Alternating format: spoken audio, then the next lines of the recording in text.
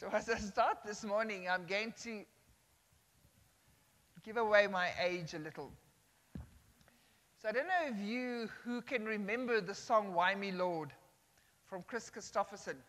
Well, that was the music I listened to those years. This morning, I'm thinking of that specific song because of the theme that we will be taking on during the course of the time in the Word. And many of the songs you will hear have spoken about trials and troubles and speaking about a good, good Father. Despite what we go through, this is the words that we need to declare, that He continues to be a faithful God no matter what we go through. But we're going to start off this morning in Scripture, and I'm going to read to you the writings of Paul in 2 Timothy 4, verses 5 to 8. And I want you just to soak yourselves in the Word of God and just listen to these words as it is spoken.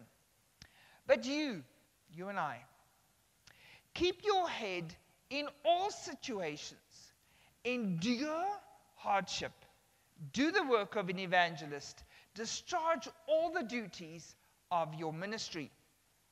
For I am already being poured out like a drink offering, and the time for my departure is near.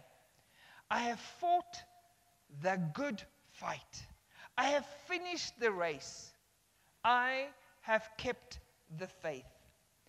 Now there is in store for me the crown of righteousness, which the Lord, the righteous judge, will award to me on that day. And not only to me, but also to all who have longed for His appearing. We're going to go to another one of Paul's writings, and that's in 2 Corinthians 5, and I'm going to read to you the verses 5 to 10, and the heading here is Awaiting the New Body. Last week, Pastor Ryan spoke about that excitement for the life hereafter, and so often we are so consumed by what is happening around us that we forget the amazing reward. But yeah, Paul is coming to remind us again. So he says, for we know that if the earthly tent we live in is destroyed, we have a building from God, an eternal house in heaven, not built by human hands. Here comes the crux of today. Meanwhile, we groan, longing to be clothed instead with our heavenly dwelling, because when we are clothed, we will not be found naked. For while we are in this tent, we groan and are burdened, because we do not wish to be clothed, but to be clothed instead with our heavenly dwelling, so that what is mortal may be swallowed up by life. Now the one who has fashioned us for this very purpose is God, who has given us the Spirit as a deposit. Just soak in those words. Do you know that you have the Spirit deposited in you? Right now where you are, just take in that reality. Guaranteeing what is to come. Therefore, we are always confident and know that as long as we are at home in the body, we are away from the Lord. For we live by faith, not by sight. We are confident, I say, and we would prefer to be away from the body and at home with the Lord. So we make it our goal to please Him, whether we are at home in the body or away from it. For we must all appear before the judgment seat of Christ, so that each of us may receive what is due us for the things done while the body, whether good or bad. I want to start with a story that I heard and read up about in the week, and it is the story of Kevin Ramsby. Now, you are welcome to go and read his testimony. I will not be sharing all the details just because it's PG. It's quite gory. But I would like you to go, if you have got the inquisitive nature I did, to go and read the full story. But I'm going to just give you a rundown of who Kevin is. So Kevin is one of the pastors in one of the big churches in Michigan. in the US. And him and his co-workers were at a conference, and on return that weekend, his family decided to go away for a couple of days. So his wife and his daughter and son were not home. He was alone at home. And while he was alone at home, he heard a noise in the house.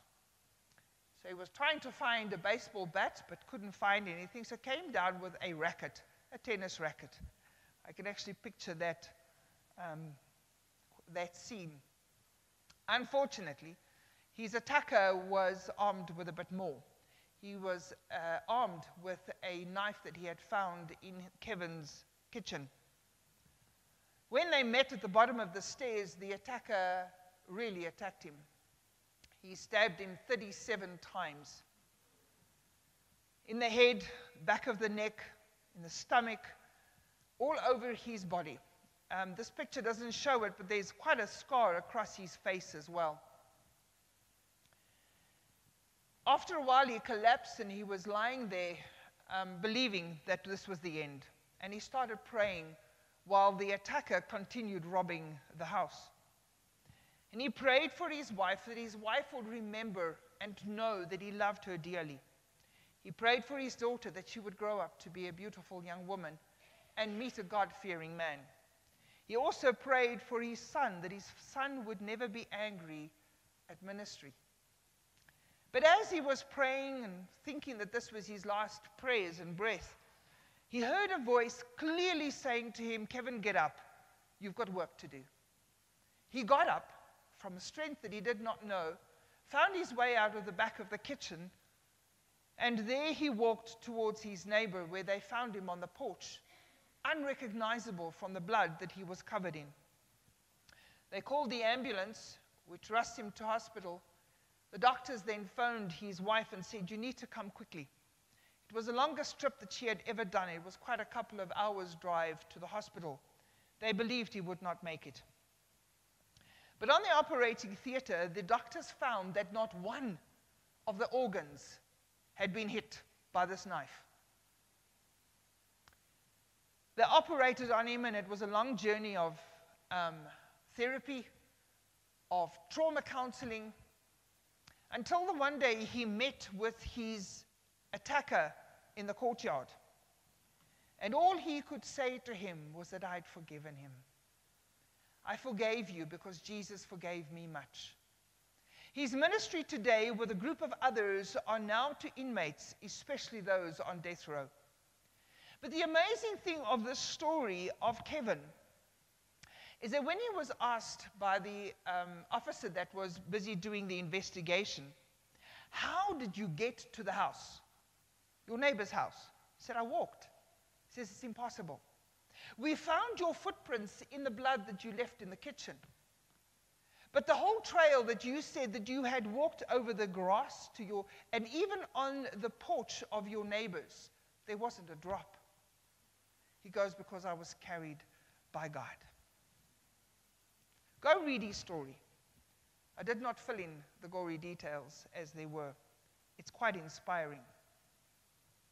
So the question that I want to pose with us today is, right here from the start, is what do others learn from you? Please note, I didn't say what others think of you. Did you hear that clearly? I didn't ask what others think of you. I said what others learn from you, especially in situations where life is really tough. When life hands you some really bad cards. And one of the things that need to change is our question during these times of life. One is changing, "Why me, Lord? Why, God, am I going through this?" to rather, "Where are you, God?" And that's the theme of this morning's message. The question is not asked because we have a lack of faith, but rather helping us to recall God's promises throughout scriptures. And some of them are like your Psalm 23. I love this psalm. It's not only used at funerals. It is supposed to be used even in our tough times of life. "Even though I walk through the valley of the shadow of death, I will fear no evil." We sang about a song just now. I will not fear, for you are with me. Your rod and your staff, they comfort me. Verses like these really reassure us, but also come and confirm that times of trouble will be there. Scripture doesn't come and sugarcoat things and say to you, life is easy. None of us here would have believed Scripture if that was even written in it. It's not just because we are now believing in God and we do the good deeds that life is going to be just filled with beds of roses. What comes with roses? Thorns. And what comes with beautiful bushes of roses? It's pruning. Tough times are guaranteed, even in Scripture. But what we do during these times, the questions we ask, will hold us strong or literally break the camel's back.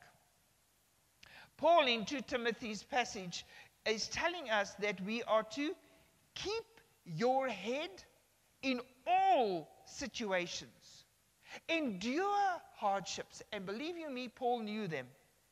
Do the work of an evangelist and discharge all the duties of your ministries.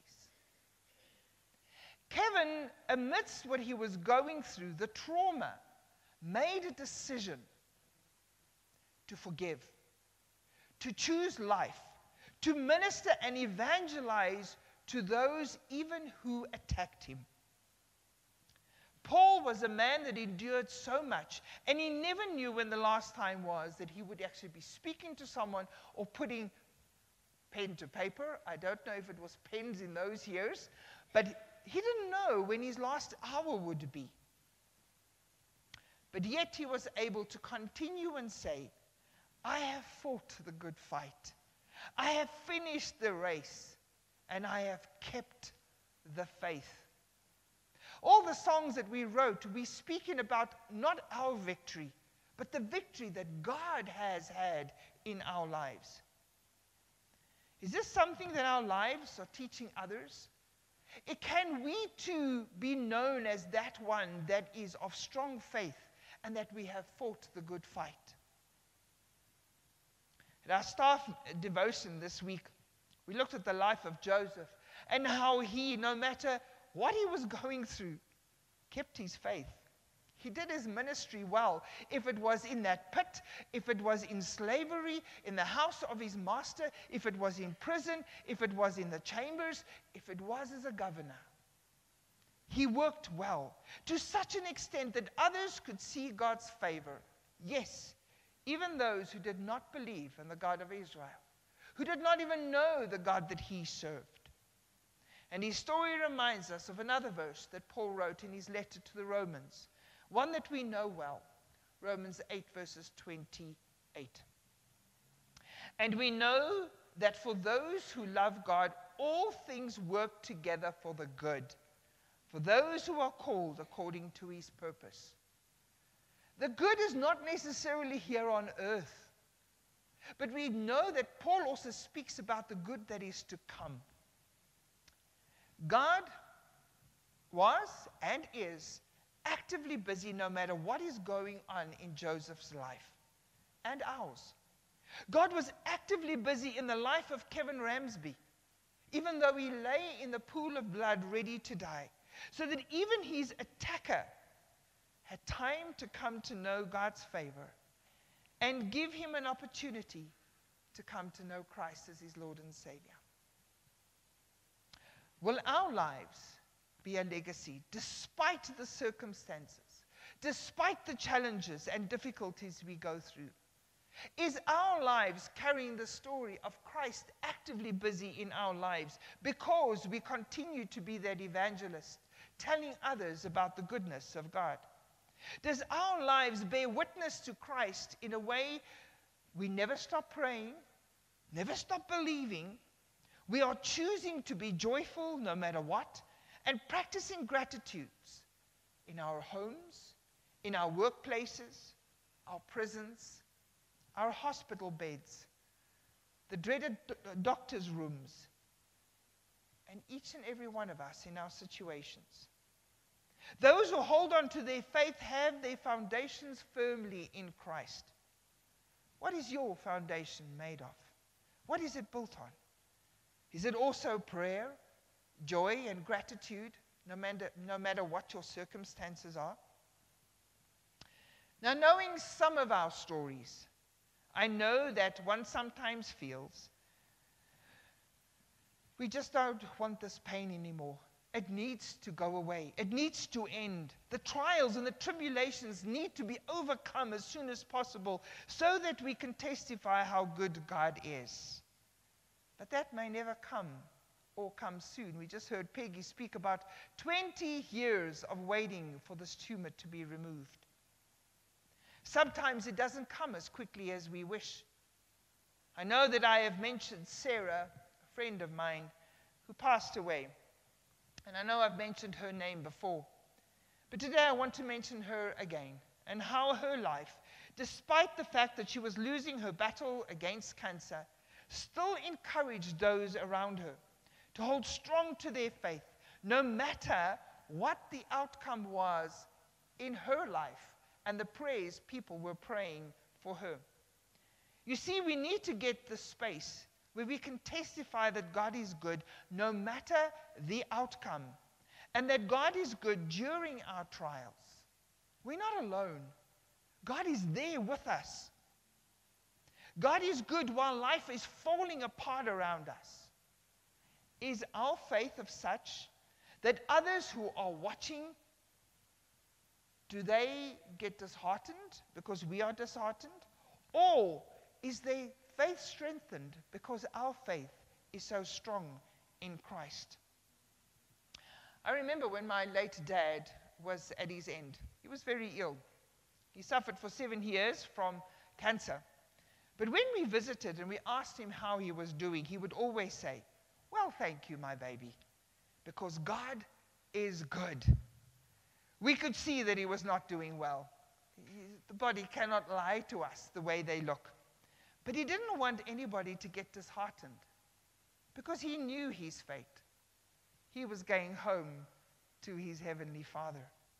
He was excited about it. He used to love quoting from Jimmy Swaggart's "This Old House I'm living in is needing repairs. The windows and the shutters, they are falling apart, but I'm heading home." Is that our testimony amidst our sickness, amidst our pain?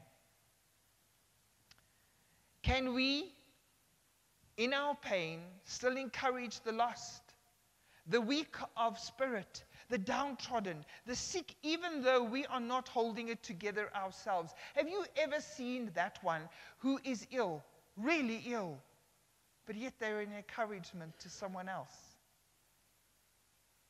That is faith.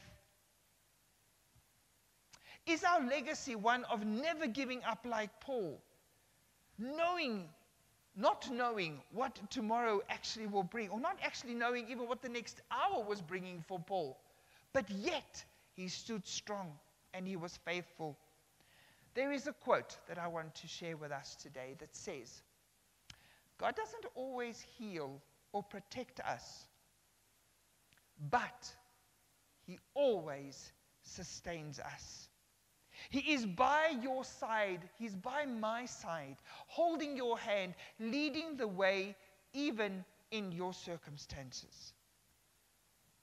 I know that if you reach out to the community around you, those who are of faith, they will uphold you in prayer, as so many testimonies have gone out today, uplifting you with help and encouragement because of your faith in God. Do you know anyone going through this desert, their own desert, their harsh land? Are you there for them and offering them rest, sustenance, love, encouragement, prayers, and love? Or are we overwhelmed with our own issues? Are others able to get up in the morning and choose to have joy because they are loved by you? And do they know that God loves them? When it is you going through those deserts, those harsh lands, those difficult times, can you use the gift of the day because you are loved by God and His people despite your circumstances. You know that God's favor can be seen by others. Not because life is perfect, not because we are healed or protected, but because He's a good Father. When we are sustained by God through prayer and knowing His love, acknowledging His presence, even when we don't always feel it or believe it, we will trust Him with the outcome. Listen carefully. Even when it looks different to our idea. That's hard.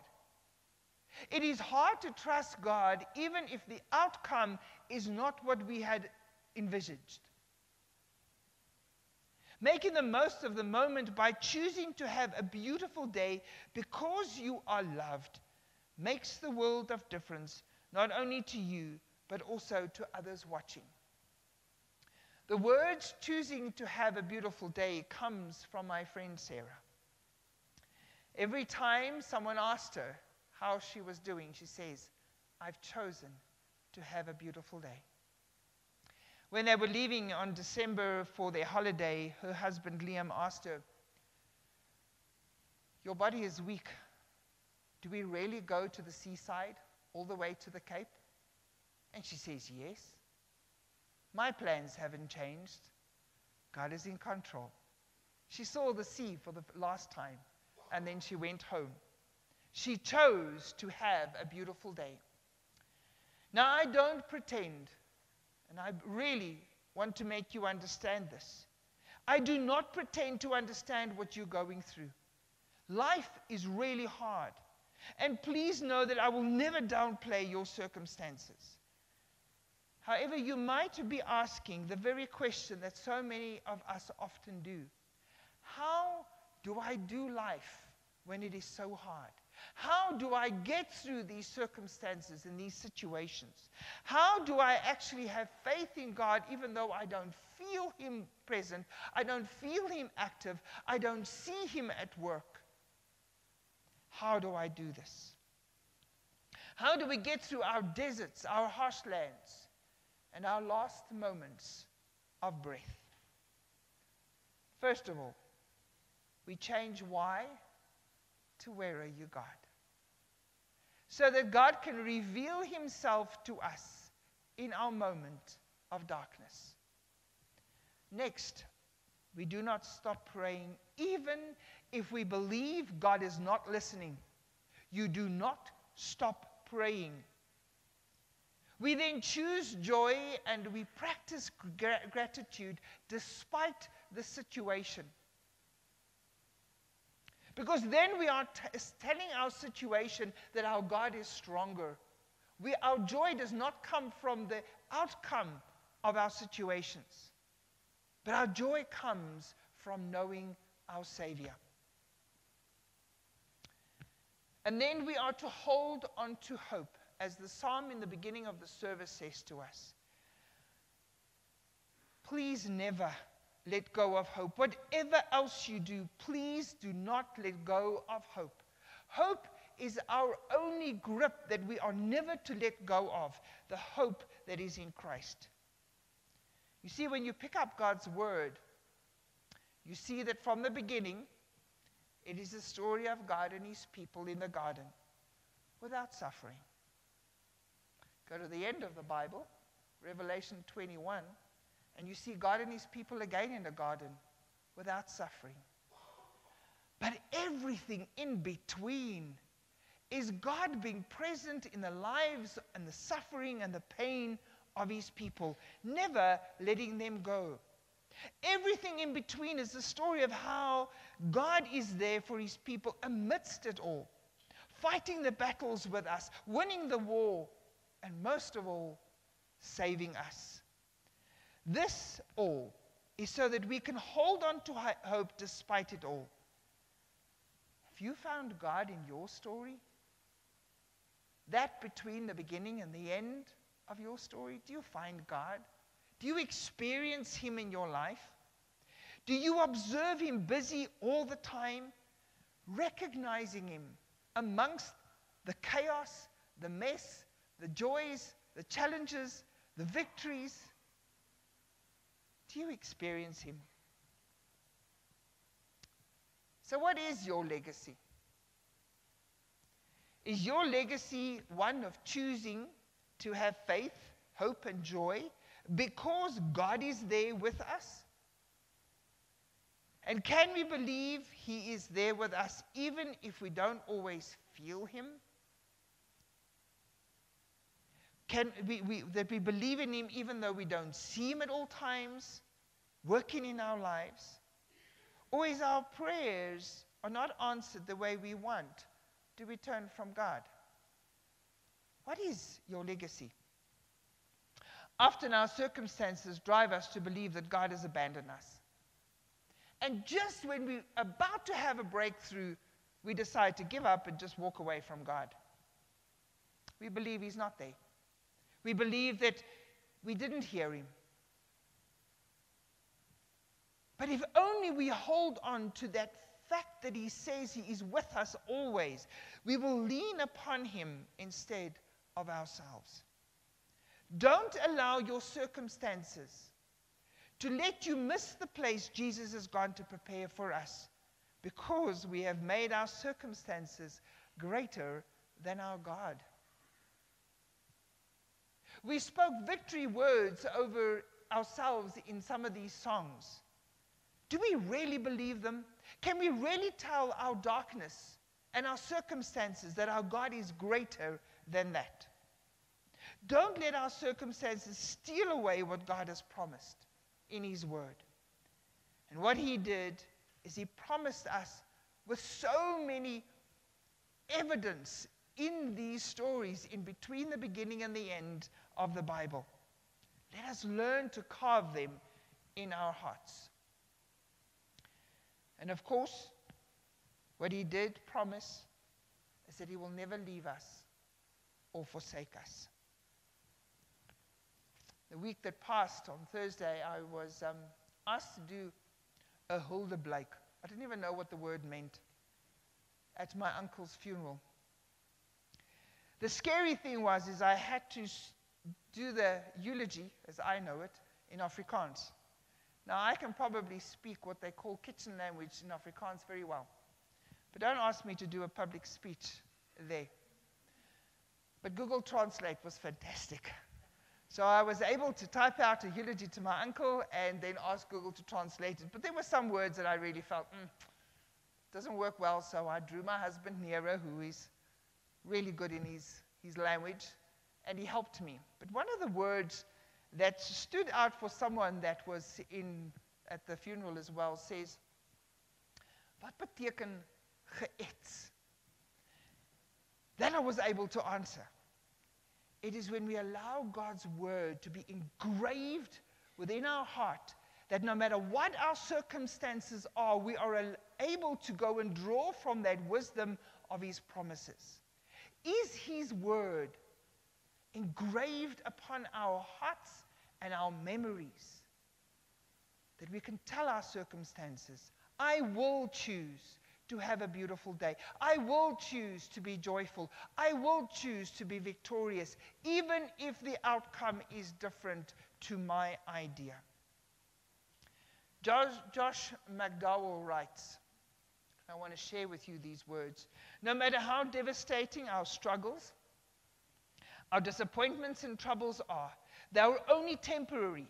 So no matter what happens to you, no matter the depth of tragedy and pain you face, no matter how death stalks you and your loved ones, the resurrection of Jesus Christ promises you a future life immeasurably good. So take comfort in that. There are hard seasons ahead, if we like it or not. Lots of hurts, pain, and trouble. Choose to have a beautiful day. When we learn not to be strong in our own strength, but rather strong in who God is, we will see him everywhere, even in our suffering. I want you to listen again to the words of Paul in our letter that he wrote to the church of Corinth. For we know that if the earthly tent we live in is destroyed, we have a building from God, an eternal house in heaven, not built by human hands. Meanwhile, we groan, longing to be clothed instead with our heavenly dwelling. Because we are clothed, we will not be found naked. For while we are in this tent, we groan and are burdened, because we do not wish to be unclothed, but to be clothed instead with our heavenly dwelling, so that what is the mortal may be swallowed up by life. Can we at the end of it all, like Paul, say, for we live by faith, not by sight. We are confident in the God who has been resurrected from dead, who has given us salvation. Are we confident in that? Can we allow the world to see God's favor in our lives, not because of things being solved, but because we choose to have a beautiful day? It is up to us, each and every one of us, what we do with the hand we are dealt with. Joseph chose to do his best, and God gave him favor. He chose to do his best without arguing or wallowing in his circumstances. Paul, Peter, Silas, Stephen, do you hear the hymns that they sang in prison? Do you hear the prayers Stephen spoke while the stones were being thrown at his mortal body? Do you hear them? A choice to have a beautiful day despite the chains, despite the death that they faced. Do you hear Kevin and Sarah and so many other heroes of the faith that have decided to do their best and to evangelize of God's gift to us, the good news, even though their situations were not favorable? Some of their lives ended different to what they had pictured. Sarah did not want to leave her 2 little girls and her husband behind, but she was happy to leave them in God's care. Our circumstances are not always favorable as we would like it. Yet, it does not change the way we view God or the heroes of faith that we have heard about. It does not change their view of God, and that is that He is always with us and with them. And they knew the answer to the question, where are you, God? If we ask the question and God comes and reveals Himself to us, we will find Him in the exact spot where we need Him, sustaining us through whatever we are going through, until we too meet at His home in heaven, perfectly clothed in His glory. Life is hard. We do not deny that. But can we choose to have a beautiful day through it all? Let's bow our heads in prayer.